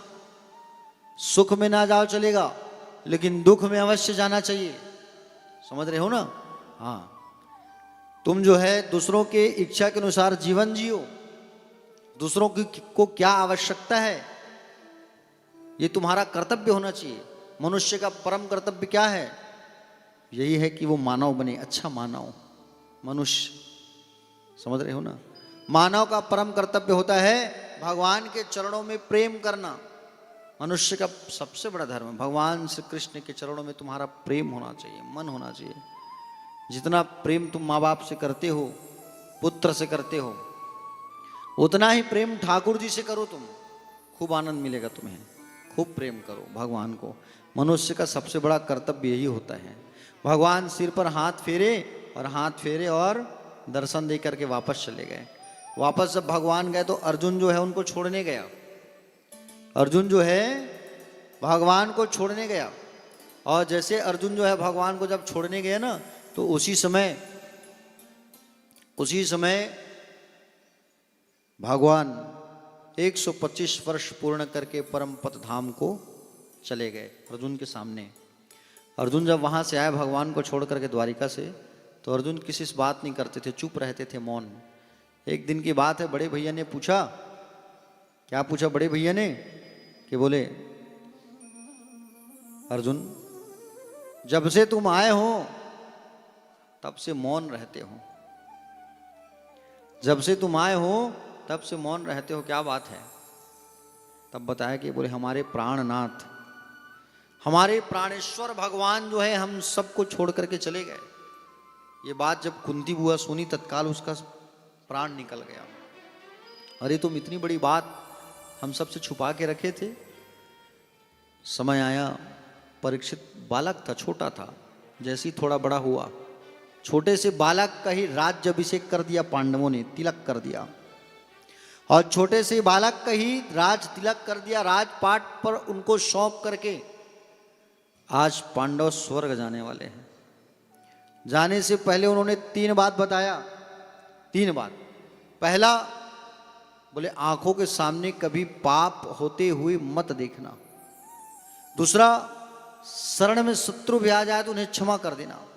तीसरा, अतिथि का सदैव सत्कार करना। ये 3 काम सदैव करना बेटा तुम।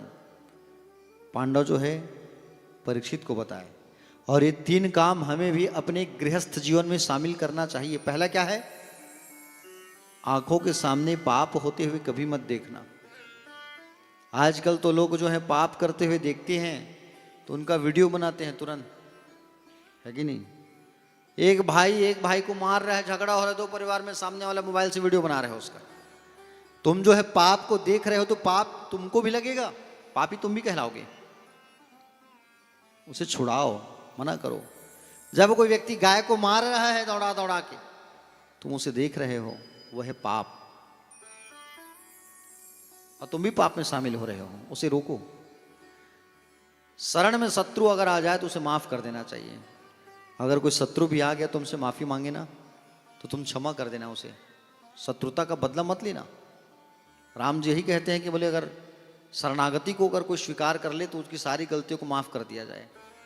शरणागति सबसे बड़ी चीज होती है प्यारे, समझ रहे हो ना। शरण में अगर शत्रु आ जाए तो माफ कर देना चाहिए। तीसरी बात क्या कहा? अतिथि का सत्कार, समझ रहे हो ना।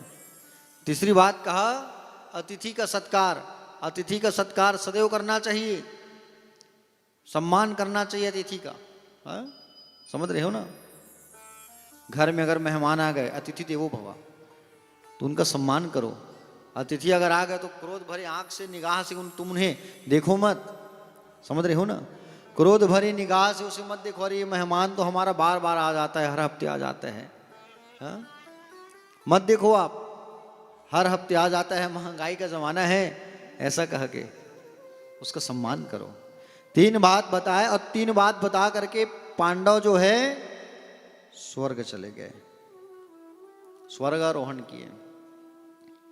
और स्वर्गारोहण जब किए तो प्यारे भक्तजन, स्वर्गारोहण जैसे ही पांडवों ने किया तो सबसे पहले द्रौपदी का शरीर गिरा। हिमालय की ओर जाते जाते, हिमालय की ओर जाते जाते द्रौपदी का प्राण पहले निकला। द्रौपदी के बाद नकुल सहदेव, नकुल सहदेव के बाद भीम, अर्जुन, केवल शरीर के साथ युधिष्ठिर ऊपर गया है। हम सबको भी शरीर को छोड़ करके ही जाना है, कोई शरीर को साथ लेकर के जाता नहीं है। शरीर को कोई साथ लेके जाता नहीं, हमको भी शरीर को छोड़ के ही जाना है। लेकिन युधिष्ठिर केवल ऐसा व्यक्ति था संसार में जो अपने शरीर के साथ ऊपर गया है, समझ रहे हो ना। हाँ। पांडवों का स्वर्गारोहण हुआ। परीक्षित जो है राजपाट सुंदर संभालने लगा। और परीक्षित जब राजपाट संभालने लगा, इरावती नाम की कन्या से उनका विवाह हुआ महाराज। और कालांतर में परीक्षित जी महाराज के 4 पुत्र हुए। बड़े बेटे का नाम पड़ा जन्मेजय। समय बीतता गया, जब 50 साल परीक्षित ने पार किया, सुंदर शासन प्रशासन चल रहा था। गौ माता के थन से अपने आप दूध निकलता था, दुहने की जरूरत नहीं था, ऐसा शासन। कोई अपने घरों पर ताला नहीं लगाता था, समझ रहे हो ना। सब सुखी थे परीक्षित के शासन काल में, कोई प्रजा दुखी नहीं था, सब स्वस्थ, खुश, प्रसन्न। और सब जब प्रसन्न थे उस शासन काल में, तो प्यारे भक्तजन, परीक्षित जी महाराज सुंदर जब जीवन यापन करने लगे, 50 वर्ष जैसे उनका बीता, उन्होंने सोचा, विचार किया कि अब मैं कल्याण का राह ढूंढूं अपना, मैं अपना मुक्ति का, मोक्ष का मार्ग मैं ढूंढूं, प्रशस्त करूं, ऐसा विचार किया। एक दिन की बात है, अपने खजाने वाले कमरे में गए परीक्षित जी महाराज। और खजाने वाले कमरे में जाकर के देखा, संदूक था एक, पेटी बड़ा सा। उस पेटी को जैसे उन्होंने खोला, तो पेटी को जैसे ही खोला तो वहां एक चमकता हुआ सोने का मुकुट मिल गया। और सोने का मुकुट जैसे ही मिला तो उस मुकुट को अपने शीश पर धारण कर लिया। वो मुकुट किसका था? एक राक्षस का, एक अधर्मी का। उस मुकुट को धारण कर लिया सिर पर, और मुकुट को धारण करके शीश पर धारण करके दिग्विजय करने चला गया। ये मुकुट कैसे आ गया वहां? वो जरासंध का मुकुट था वो। और जरासंध का मुकुट था, भीम भैया ने उनको मारा था, और भीम भैया उनको मार करके उस मुकुट को ला के रखे थे। मेरे पौत्रों का, बेटों का कल्याण होगा, काम आएगा, सोना है रख देता हूं, है कि नहीं। चमकता हुआ सोने का मुकुट परीक्षित जी धारण कर लिए और धारण करके जंगल की ओर चले गए। परीक्षित जब जंगल गए तब उन्होंने देखा, क्या देखा? उन्होंने देखा कि बोले एक काला काला पुरुष गौ माता को मार रहा है। बैल खड़ा है, बैल के 3 पग को काट दिया है, 3 पग को काट दिया है। बोले ऐसा दुस्साहस कर रहे हैं ये। तलवार लेकर के दौड़ पड़े महाराज परीक्षित जी महाराज, क्योंकि उनके परदादा लोगों ने क्या समझाया था उन्हें, दादा लोगों ने, कि आंखों के सामने पाप होते देखना मत। पाप हो रहा था, उस पाप को रोकने के लिए परीक्षित दौड़ा। जब तलवार लेकर के दौड़ा तो वो शत्रु शरण में आकर के गिर गया। दूसरी बात क्या बोले थे? शरण में शत्रु आ जाए तो उन्हें माफ कर देना। शत्रु शरण में आ गया, गिर के कहा महाराज परीक्षित मुझे छोड़ दो, मैं आपका अतिथि हूं। तीसरी बात क्या कहा था? अतिथि का सत्कार करना। दादाजी लोगों ने कहा था ना, मैं आपका अतिथि हूं महाराज, मुझे छोड़ दो। परीक्षित ने कहा तुम कौन हो? बोले मैं कलयुग हूं। बोले अच्छा, तुमने दुस्साहस कैसे की मेरे शासन काल में? बोले गौ माता को मारने का दंड देने का, वो भी बैल के धर्म के। बोले बैल के तुम 3 पैक काट दिए हो। वो गौ माता कोई दूसरी नहीं, गौ माता जो है पृथ्वी मैया थी। कलयुग का आगमन हो रहा था, कलयुग के पाप के कारण रो रही थी वो बैल कौन था? वो बैल कोई दूसरा नहीं, वो बैल धर्म था महाराज। सत्य, तप, दया और दान 4 अंग होते हैं धर्म के। 3 को काट दिया उस कलयुग ने, सत्य, तप और दया को। दान बचा था, राजा परीक्षित ने उसे फिर से जोड़ दिया, सत्य, तप और दया को पुनः जोड़ा और कहा कि तुम यहां से चले जाओ। कलयुग ने कहा महाराज मुझे जगह दे दो आप रहने के लिए, तो दिया। हिंसा, बुराई। दूसरा मदिरालय जहां शराब बिकता है। तीसरा वैश्यालय, समझ रहे हो ना? हाँ, ये उनको स्थान दिया गया। चौथा जुआ, जो लोग जुआ खेलेंगे वहां तुम रहोगे, जो लोग मदिरा पान करके वहां तुम रहोगे, जहां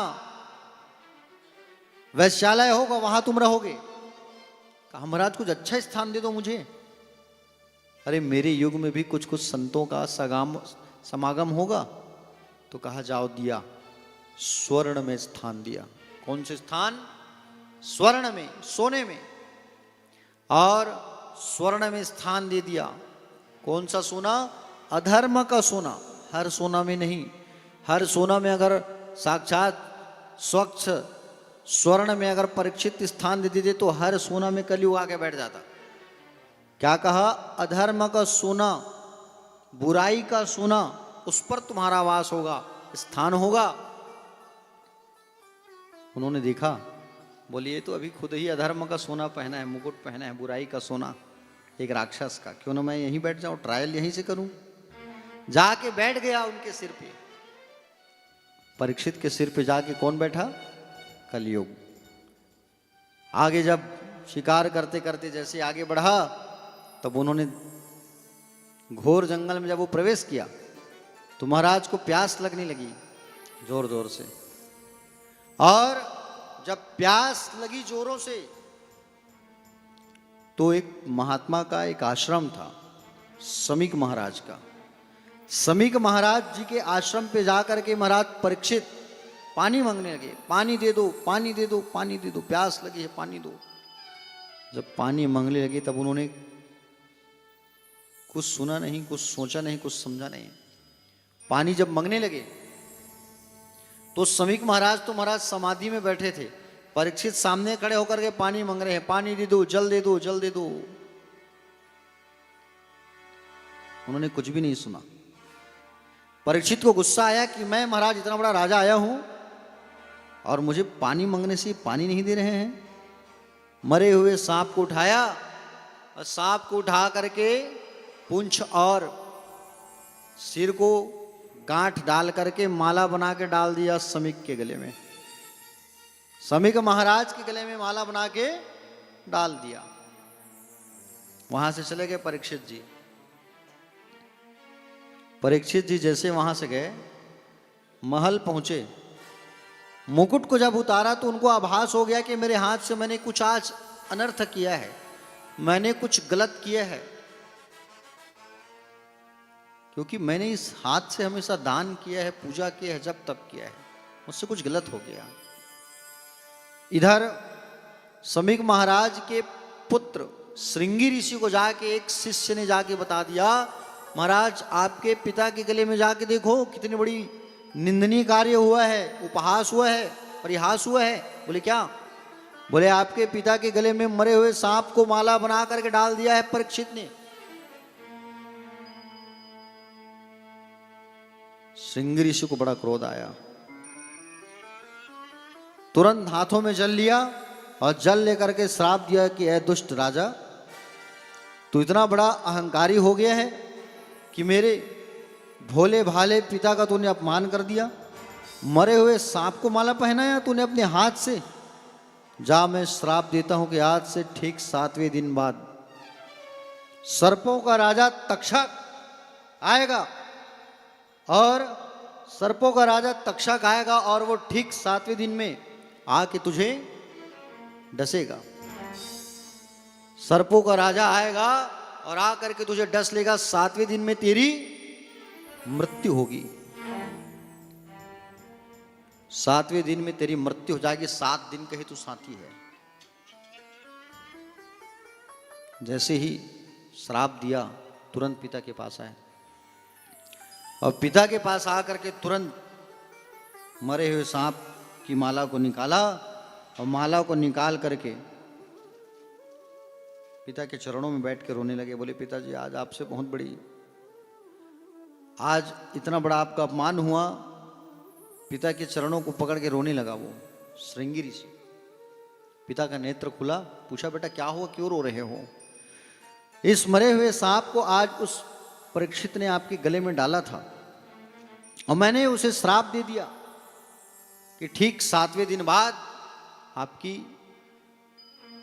इसी वंश का सांप आएगा और उसे डसेगा, जिससे मृत्यु होगी। प्यारे भक्तजन, श्राप, समीक ने जैसे सुना कि तुमने श्राप दिया है उस महान राजा को, अरे पांडवों का वंश का अंतिम राजा परीक्षित, जिनके शासन काल में कोई दुखी नहीं रहता था, तुमने उसे श्राप दे दिया। इस भविष्य नहीं सोचा तुमने? दयालु राजा, दानवीर राजा को श्राप दे दिया। अपने क्रोध को तुम शांत कर लेते पुत्र तो क्या होता। समझाया। उनको पता है कि नहीं कि 7वें दिन में वो मरने वाला है, तक्षक नाग आके डसने वाला है 7वें दिन, उसको पता है कि नहीं? कोई सूचना दिए हो कि नहीं, ताकि 7 दिन में वो कुछ कर सके, उपाय अपने बीच बचाव के लिए। जाओ गौर भाट, तुरंत जाके बताओ उनको। गौर भाट नाम के शिष्य को भेजा गया, जाके राजा परीक्षित को सारा हाल बताया गया। बोले, महाराज आपकी मृत्यु होने वाली है और आपकी मृत्यु होने वाली है, तक्षक नाग आके आपको डसने वाले हैं, आप अपना उपाय जरूर कुछ कर लीजिएगा। इतना बता करके वहां से चले गए। परीक्षित जी महाराज तत्काल अपने स्वर्ण के मुकुट को तो पहले ही उतार दिए थे, राजसी जो उनका मुकुट था उस मुकुट को उतारा। मुकुट को उतार करके तुरंत अपने बड़े पुत्र को राजगद्दी पर बैठा दिए। राजगद्दी पर जैसे ही बैठाए और राजगद्दी पर बैठा करके प्यारे भक्तजन राज तिलक कर दिए जन्मेजय का, और जन्मेजय का राज तिलक किए और जन्मेजय का राज तिलक करके सारा सत्ता उनके हाथ में सौंप दिया, राज्याभिषेक कर दिया। पुत्र अब तुमको इस पूरे राज्य को संभालना है। राजपाट उनके हाथ में सौंप दिया और सौंप करके परीक्षित जी महाराज गंगा नदी के किनारे आ गए। मृत्यु की जब स्थिति हो तो गंगा का शरणागत लेना चाहिए। गंगा को वरदान प्राप्त है दुर्वासा का। गंगा ने वरदान मांगा है कि मृत्यु के समय लोग मुझे याद करें ताकि मैं उनको मुक्ति दूं। तो गंगा जो है, गंगा के किनारे परीक्षित जी महाराज आए। ये बात पूरी हवा की तरह फैल गया है कि परीक्षित की मृत्यु होने वाली है, परीक्षित की मृत्यु होने वाली है। बात पूरा फैल गया है। वहां दूर दूर से संत महात्मा आ रहे हैं, 25,000 संत आ गए वहां, लेकिन कोई उचित उपाय नहीं बताया। गंगा नदी के किनारे आकर के बैठ करके हाथ जोड़ करके परीक्षित जी महाराज बैठे हैं। पृथ्वी पर स्वेच्छा से भ्रमण करते हुए श्री सुखदेव जी महाराज का वहां आगमन होता है। श्री सुखदेव जी महाराज की समाधि खुली जंगल में थे। परीक्षित के पास चले आए और परीक्षित के पास आकर के कहा, बोले उठो परीक्षित। परीक्षित आंख खोला और देखा तो मानो ऐसा लगा साक्षात शंकर जी आ गए हैं, रुद्र आए हैं। क्योंकि सुखदेव भगवान साक्षात शंकर के अवतारी हैं, कोई दूसरे नहीं है, शिव है साक्षात। देखा कि बोले प्रभु खड़े हैं, सुंदर पूजन आरती किया गया और आसन पर उनको बैठाया गया।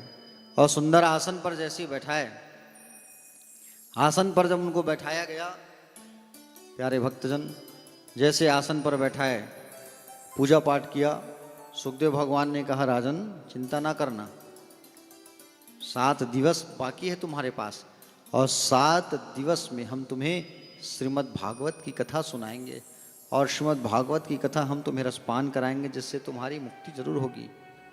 कालांतर में सूर्यवंशी राजा थे खटवांग, मृत्यु 2 घड़ी शेष बची थी। भगवान का स्मरण किया, भगवान के चरणों को पकड़ लिया, उनकी मुक्ति हो गई। तो तुम्हारी मुक्ति क्यों नहीं होगी? 7 दिवस है तुम्हारे पास, चिंता ना करो, हम तुम्हें भागवत की कथा रसपान कराएं। और पद यात्रा भी चल रही है बागेश्वर धाम सरकार की। तो यहाँ इसको लेकर कितना ज़्यादा ट्रैफिक है अभी, और अगहन और कार्तिक महीना बहुत भीड़ रहता है। तो आप लोग इधर उधर भटक ना जाओ। और मैं देख रहा हूँ कि आप लोगों के पास जो आई कार्ड जो मिला है वो कोई गलम नहीं पहना है, 2-4 लोगों को छोड़ के। उस बैग में क्या भरने के लिए बनाया गया है, हैं? बोलो, कुछ लोग ही पहने हैं उनको, उसको वो अचार नहीं देगा वो, ठीक है, अचार नहीं बनाना है उसका। उस आई कार्ड को इसलिए बनाया गया है आप लोगों के लिए, ताकि आप भटक जाओ तो उसमें संपर्क सूत्र नंबर है, उसमें आश्रम का नाम है। इनकेस अभी आप लोग सम्राट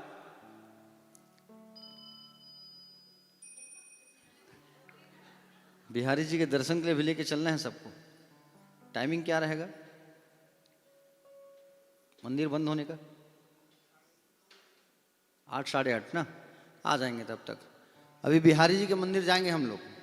आप लोगों से मेरा निवेदन है, कोई भी व्यक्ति अलग थलग नहीं घूमेगा, सब जाएंगे साथ में। अगर कोई ऑटो से गया इनकेस, तो वहाँ आप लोग इंतजार करें, और अगर नहीं मिल पाए तो बिहारी जी के दर्शन कर लेना।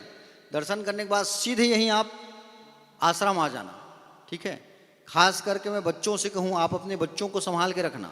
कोई भी बच्चे इधर उधर भटके ना, अगर भटक जाएंगे तो बड़ा गड़बड़ हो जाएगा, फिर मिलना मुश्किल होगा। तो बच्चों के हाथ को पकड़े रहना, और आप सब अपने पेरेंट्स के साथ ही घूमें, कोई इधर उधर अलग थलग ना घूमें।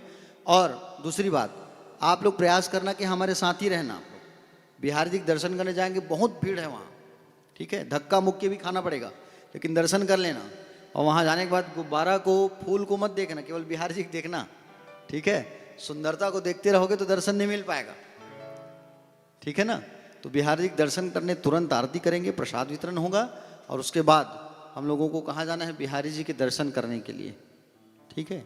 दूसरी बात, भोजन व्यवस्था, भोजन जो बनाने आए हैं हमारे साथ, कुंदन यादव जी और वो देवांगन माता जी, सब सेवा भावना से आए हैं। कोई हमारे साथ पैसा लेके नहीं आया कि हम पैसा हमको दोगे तो हम खाना बनाएंगे, ऐसा। तो उन लोगों के ऊपर हम लोगों को ज़्यादा बर्डन नहीं देना है कि हमको टाइम से खाना नहीं मिल रहा है। बहुत सारी परेशानियाँ रहती हैं, यहाँ कथा होते रहती है। वहाँ पे क्या है, एक्चुअल में आज भोजन इसलिए नहीं पक पाया, चूल्हा जो है उसमें कार्बन आ गया है, तो बड़ा चूल्हा का व्यवस्था भी हो गया है। टाइम से आपको खाना मिल पाए, टाइम से आपको नाश्ता मिल पाए, हम पूरी कोशिश करेंगे, ठीक है। दूसरी चीज़, प्लेट आप लोगों को अपना खुद साफ करना है। वृंदावन धाम ऐसा है कि यहाँ खुद खाओ, खुद सेवा करो, सेवा करना है यहाँ, है ना। दूसरी चीज़, मदद भी करना है आपको। भोजन जैसे कि बैठ के आप लोग खाएंगे, तो आप लोग खा के उठ गए, तो आप लोगों को ये नहीं कि बोले अपनी कमरे में चले गए, परोसना भी है, आपको मदद करना है। सब्जियां काट रही है तो चलो हम भी काटें, वहाँ जा करके मदद करें, ठीक है। पानी जो है आप लोग फिजूल में व्यर्थ मत करना। प्लेट धोना रहेगा तो उसके लिए अलग पानी की व्यवस्था है, और पीने के लिए आप लोगों के लिए पानी जार खरीदा जा रहा है, ठीक है। उस जार का ही पानी पीना, क्योंकि यहाँ का पानी बहुत खारा है ना। तो ये सब छोटी छोटी बातें हम लोगों को ध्यान में देना है। दूसरी बात, कोई भी चीज़ अगर आपको टाइम में नहीं मिल पाता है, उसके लिए आप गुस्सा मत कर। होगा 9:30 बजे संगीत वाले आ जाएंगे, 10 से 12 कथा का टाइम, 12 बजे कथा समाप्ति करके खाना खाओगे, तुरंत जाएंगे, क्योंकि दिन छोटा है, ट्रैफिक है। क्योंकि अगर जल्दी निकलेंगे तो जल्दी जाएंगे, जल्दी भ्रमण कर पाएंगे, है ना। तो टाइमिंग का हम लोगों को विशेष ख्याल रखना है। थोड़ा जल्दी सो के उठना, ताकि आप लोग जल्दी नहा सको। बाथरूम एक है, रूम में 8 लोग 10 लोग हो, है ना। तो जल्दी उठोगे तो जल्दी चीज होगा, ठीक है। बोलो भक्तवत्सल भगवान की। तो आरती की तैयारी, चलिए खड़े हो जाइए अपने स्थान में। बोलो भागवत भगवान की जय।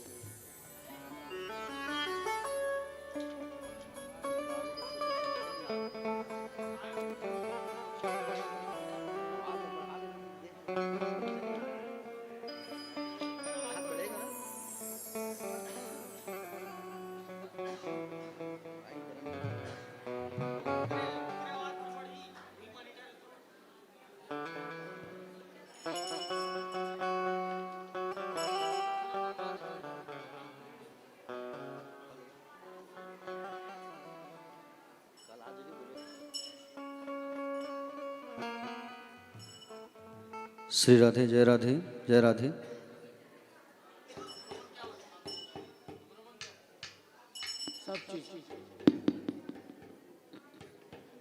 श्री राधे। आइए सभी मिलकर के भगवान की आरती को करते हैं। बोले वृंदावन विहारी लाल की, भागवत भगवान की जय।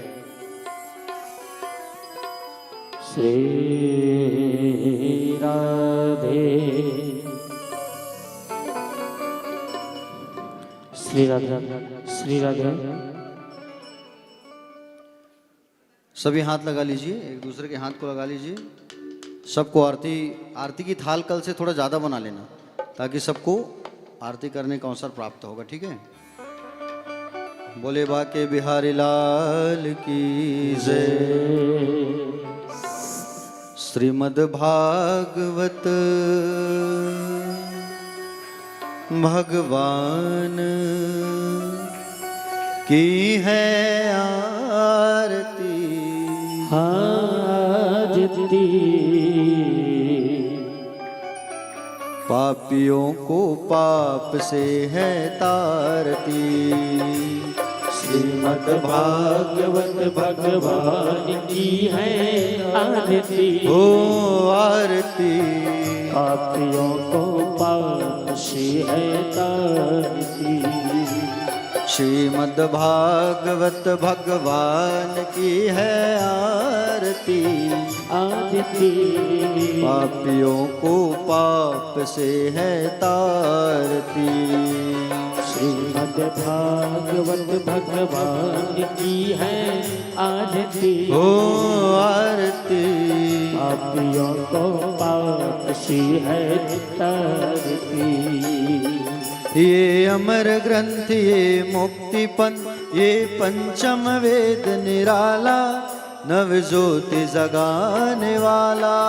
ये अमर ग्रंथ, ये मुक्ति पंथ, ये पंचम वेद निराला, नव ज्योति जगाने वाला। ये अमर ग्रंथ, ये मुक्ति पंथ, ये पंचम वेद निराला, नव ज्योति जगाने वाला। ये अमर ग्रंथ, ये मुक्ति पंथ, ये पंचम वेद निराला, नव ज्योति जगाने वाला। हरि नाम यही, हरि धाम यही, हरि नाम यही, हरि धाम यही, हरि नाम यही, हरि धाम यही, हरि नाम यही, हरि धाम यही। जग के मंगल की आरती, पापियों को पाप से है तारती। श्रीमद् भागवत भगवान की है आरती, ओ आरती। पापियों को पाप से है तारती।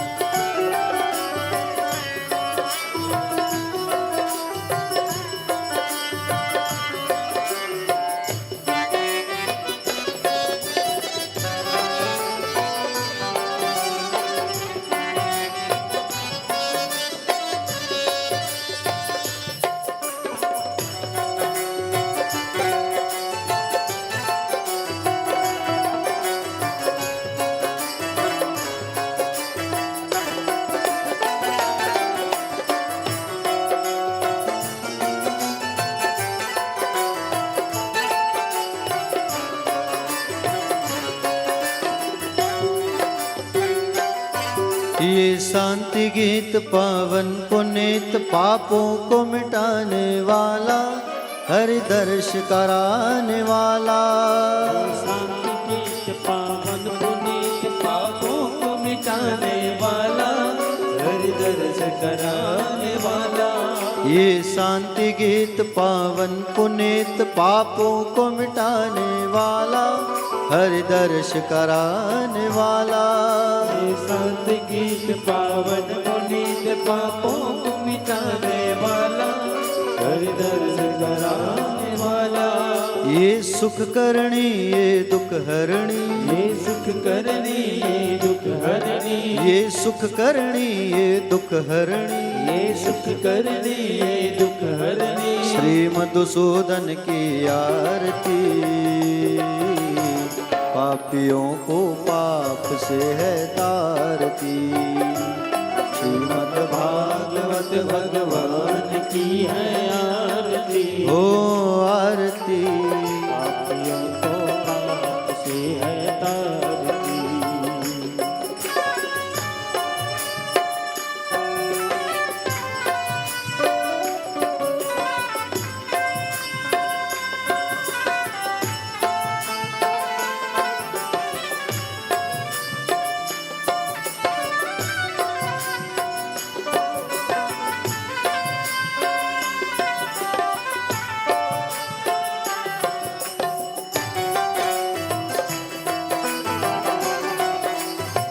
श्री राधे।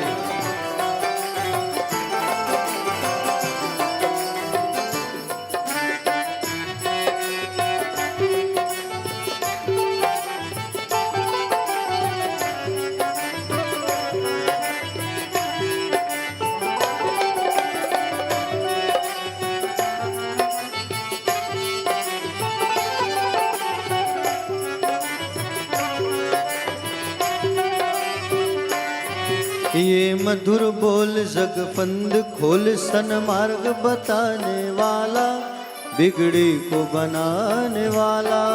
ये मधुर बोल जगपंथ खोल सन्मार्ग बताने वाला, बिगड़ी को बनाने वाला।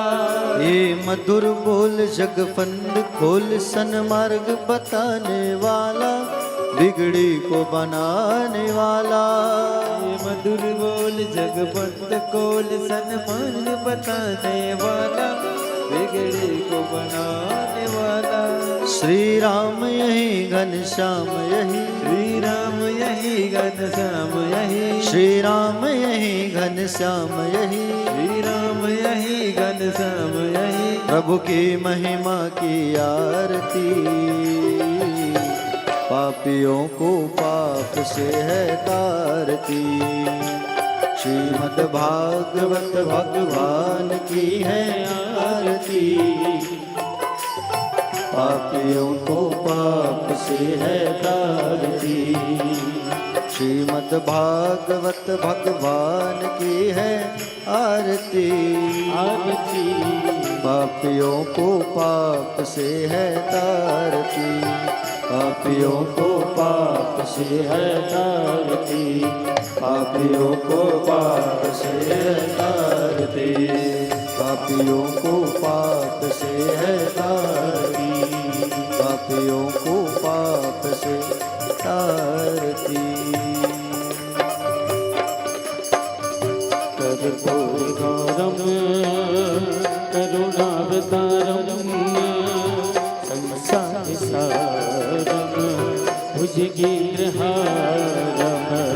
सदा वसंतम हृदयारविंदे भवं भवानि सहितं नमामि। मंदारमाला कुलिताई गाने कापालमाला इति शेखराय दिगंबराय दिगंबराय नमः शिवाय च नमः शिवाय नमः शिवाय च नमः शिवाय नमः शिवाय च नमः शिवाय। 4 बार परिक्रमा कर लेंगे अपने स्थान पे सभी। राधे। जे तीर्थानि